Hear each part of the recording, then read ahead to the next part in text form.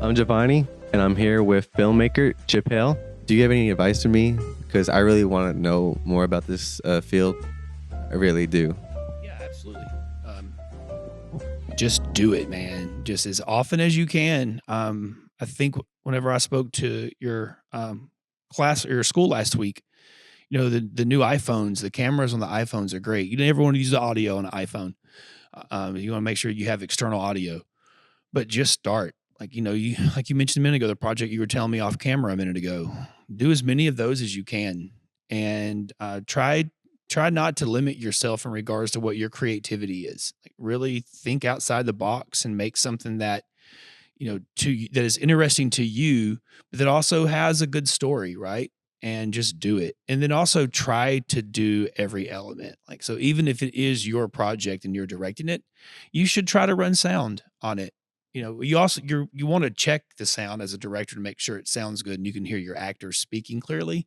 You want to do that anyway, but sometimes it changes your perspective as a filmmaker to have knowledge of every single department on set. And then the second thing I would say would be, I became a better director, in my opinion, after I started editing. You direct differently once you know how you're going to edit.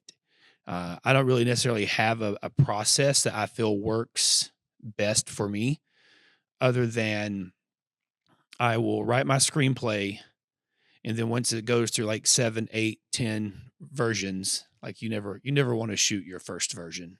You want to workshop it. You want to have table reads.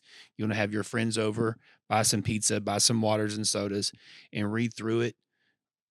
And I'm not exaggerating, 10, 15 times. Like you want to hear it so much that you're nauseous from hearing your own words, but that's good. It becomes sense memory to you. Like you want to, while you're on set and your actor's supposed to be saying something, you know how you want them to say it because you've heard it so many times.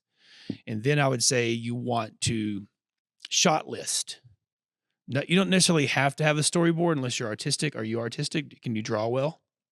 Little. Okay, then I would encourage you to create storyboards, but you want to do a shot list first. So if the opening scene is these people at a table and they're having dinner, then you have your wide master. Then you want to get your close-ups, but then you need a medium shot, and then you need inserts of your food. Like you want to make sure that you shot list everything, how you visually see the film playing out, and then you storyboard that.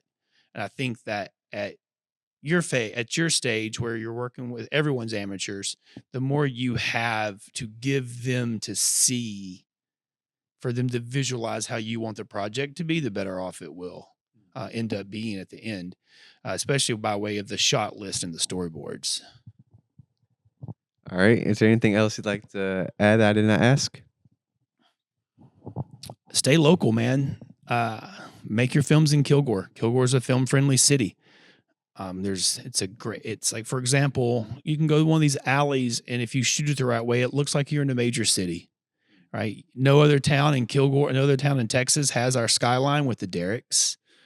You can go 3 minutes out of town and be at Long and Windy, and you have a whole entire area of pasture that there's no power lines anywhere. Like, so you could be anywhere in the world, right?